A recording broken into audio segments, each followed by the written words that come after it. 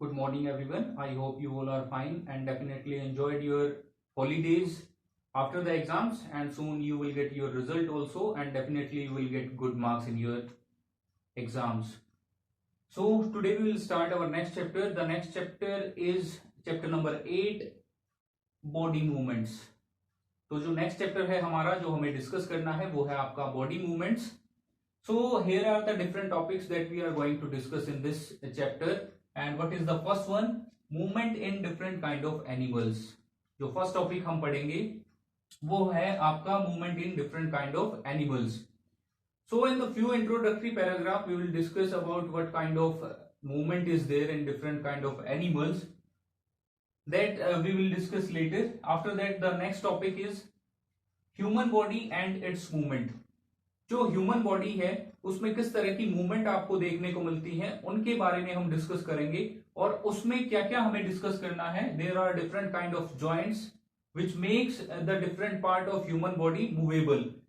So the first joint is ball and socket joint. Ball and socket joint के बारे में हम discuss करेंगे, कहां प्रेजेंट होता है, किस तरह की मूवमेंट को अलाउ करता है, उसके बारे में हम डिस्कस करेंगे. The next one is pivotal joint. Pivotal joint body में कहां प्रेजेंट होता है, ये किस तरह की मूवमेंट को अलाउ करता है, उसके बारे में डिस्कस करेंगे. The next one is hinge joint and the last one is fixed joint. तो ये कहां बॉडी में मिलते हैं उनके बारे में डिस्कस किया जाएगा बाद में. इसके बाद जो नेक्स्ट टॉपिक हम डिस्कस करेंगे वो है आपका ह्यूमन स्केलेटन. ह्यूमन स्केलेटन में different kinds of bones present होती हैं. उन बोन्स के बारे में डिस्कस करेंगे. कौन सी बोन बॉडी के किस पर्टिकुलर पार्ट में मिलती है, किस तरह से उसकी फंक्शनिंग होती है, उनके बारे में डिस्कस किया जाएगा. And the last topic of discussion will be gait of animals. Initially we will discuss about some kind of movement of animals, but at the last also gait of animals. इसमें भी हम जो कुछ एक जो दूसरे आपके एनिमल्स होते हैं उनमें किस तरह की मूवमेंट होती है, जैसे आपका अर्थवॉर्म है या आपका जो स्लोएस्ट मूविंग एनिमल है स्नेल जिसको बोलते हैं, उसकी मूवमेंट किस तरह की होती है उनके बारे में इसमें डिस्कस किया जाएगा. So now let's start the first topic of discussion, the different kind of movement that is found in different animals. So if you will see the introductory paragraph of your chapter you will find out that there are certain examples that are given related to human body. Human body से related कुछ एक example दिए गए हैं movements के. So initially जो first paragraph है उसमें क्या बताया गया है कि आपको बिल्कुल आराम से बैठ जाना है एक जगह पर, बिल्कुल हिलना नहीं है. There should not be any kind of movement in your body. Then you have to just check that is there any movement. then you will definitely find out that your eyes blink regularly. आपकी जो eyes हैं वो blink करती रहेंगी regularly. और उसी तरह से जब आप ब्रीथ करते हो, सांस लेते हो, तो आपकी जो चेस्ट कैविटी है उसमें एक्सपेंशन भी होता है और कॉन्ट्रैक्शन भी होता है. यानी कि जब आप सांस लेते हो तो वो एक्सपेंड होती है, आउटवर्ड की तरफ मूव करती है, उसके बाद वो इनवर्ड मूव करती है. तो जब हम कुछ नहीं करते तो उस टाइम पे भी हमारी बॉडी में डिफरेंट तरह की मूवमेंट जो है वो चलती रहती हैं. ब्लड कंटिन्यूअसली फ्लो करता रहता है, ऑक्सीजन आती जाती रहती है, तो अलग अलग तरह की मूवमेंट देखने को मिलती हैं. उसी तरह से सपोज कीजिए आप रिटन वर्क कर रहे हो, at that time your hand will help you to write the different kind of thing in your notebooks. उसी तरह से suppose you are looking at your friend in the classroom or you are moving to your teacher in the classroom. At that time different body parts will help you to do the different kind of movements. Okay, so here are certain examples that we have taken from table 8.1 that you have to fill. आपको fill करनी है वो, उसमें से कुछ एक example हमने लिए हैं.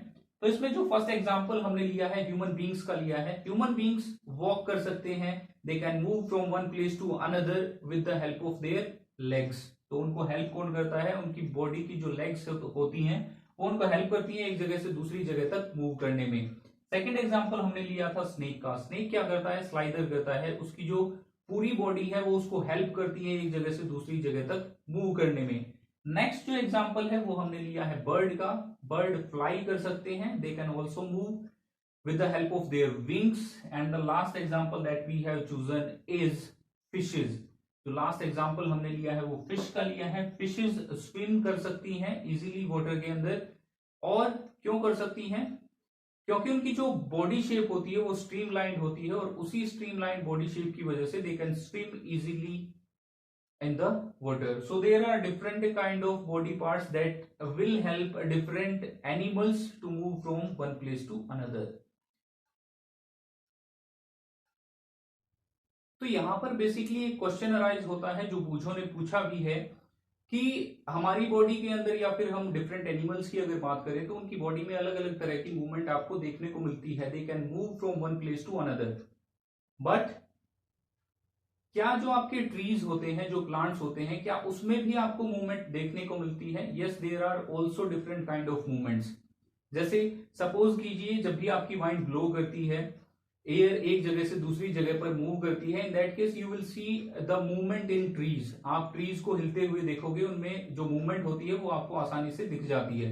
इसके अलावा जैसे हमारी बॉडी के अंदर ब्लड सर्कुलेट करता रहता है, मूव करता रहता है हमेशा ही, तो उसी तरह से जो प्लांट्स होते हैं उनमें भी जो सॉइल से वाटर और मिनरल्स वो गेट करते हैं वो मूव करते हैं नीचे से ऊपर की तरफ. उसके अलावा स्टोमेटा की हेल्प से जो गैसेस हैं वो एक्सचेंज होती हैं, गैसेस मूव करती हैं प्लांट के अंदर और बाहर. उसी तरह से जो फूड जो प्रिपेयर होता है किसी भी प्लांट के अंदर वो मूव करता है एक पर्टिकुलर पार्ट से दूसरे पार्ट की तरफ. So that was all about plants.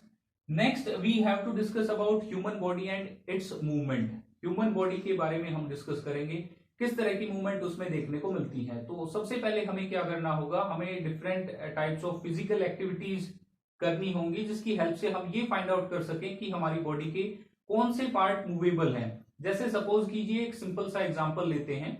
हमारे सामने हम इमेजिन करते हैं कि एक विकेट है and we have to just hit that wicket with the ball that is in our hand.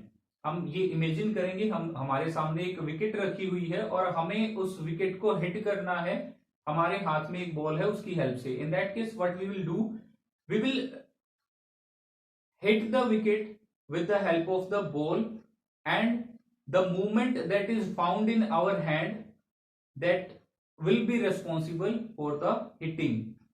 तो हम क्या करेंगे, जब हम ये इमेजिन करते हैं कि हम बॉल से हिट करेंगे विकेट को, तो हमें क्या करना पड़ेगा, हमारे हैंड को मूव करना पड़ेगा, और उसकी जो मूवमेंट होगी हैंड की, वही उसी की हेल्प से हम हिट कर पाएंगे विकेट को. तो इस तरह से अलग अलग फिजिकल एक्टिविटीज आप कर सकते हो. अपनी लेग्स को टच कर सकते हो with the help of your hands, अपने फिट को टच कर सकते हो, आप मूव कर सकते हो, आप बेंड कर सकते हो अपनी बैकबोन को.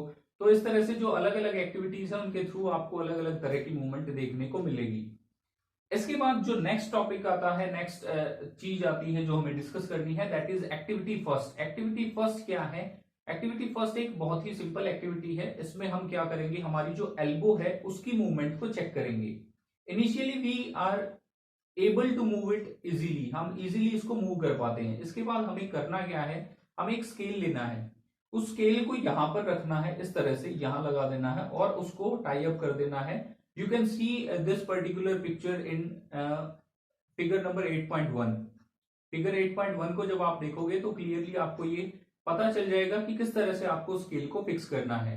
फिक्स करने के बाद you have to just check whether you are able to move your arm और नॉट. क्या आप अपनी एल्बो को, अपनी आर्म को मूव कर पाते हो या नहीं कर पाते, ये आपको फाइंड आउट करना है. When you will see this, you will check this, it is not possible for you to move your arm at all. आप अपनी आर्म को नहीं मूव कर पाओगे क्योंकि जो यहां पर स्केल लगा होगा वो इसकी मूवमेंट को रेस्ट्रिक्ट करेगा, रोक देगा, इसको मूव नहीं होने देगा. तो बेसिकली होता क्या है, जब भी हम इन डिफरेंट एक्टिविटीज को देखते हैं कि किस तरह से हमारी बॉडी के पार्ट्स मूव करते हैं, तो हमें एक चीज देखने को मिलती है कि जहां भी बॉडी के दो पार्ट्स आपस में ज्वाइन होते हैं उस पर्टिकुलर एरिया को ही हम मूव कर पाते हैं. जैसे सपोज कीजिए यहां पर ये पर्टिकुलर पोर्शन और ये पर्टिकुलर पोर्शन यहां मिलता है, तो हम यहां से इसको मूव करा पाते हैं इजीली. तो वो जो पर्टिकुलर पोर्शन होता है जहां पर आपकी दो पार्ट मिलते हैं आपकी बॉडी की, वो कहलाता है जॉइंट. क्या होता है joint? Where the different parts of human body meets that particular part is known as a joint, and with the help of these joints we are able to move different body parts. In joints की help से ही हम different body parts को move कर पाते हैं. Suppose कीजिए हम अपने हेड को प्रेस करते हैं यहां से. क्या ये पॉसिबल है हेड में किसी तरह की मूवमेंट हो? उसको चेक किया जा सकता है. It is not possible. I think हम चेस्ट को प्रेस अगर करें तो क्या चेस्ट में किसी तरह की मूवमेंट पॉसिबल है? चेस्ट के अंदर ये जो हार्ड स्ट्रक्चर है ये क्या होता है? ये बोन्स होती हैं आपकी. तो क्या बोन्स जो हैं वो आपकी हार्ड सब्सटेंस होती हैं आपकी बॉडी के अंदर, और इन बोन्स को मूव करना काफी डिफिकल्ट होता है. तो फिर भी हम कैसे बॉडी पार्ट्स को मूव करा पाते हैं? वो पॉसिबल होता है जॉइंट की हेल्प से. तो इसके बाद हमें क्या डिस्कस करना है? हमें डिस्कस करने हैं different kind of joints that are found in our body, but we will discuss all those tomorrow. So that's all for today's class. Thank you and have a nice day.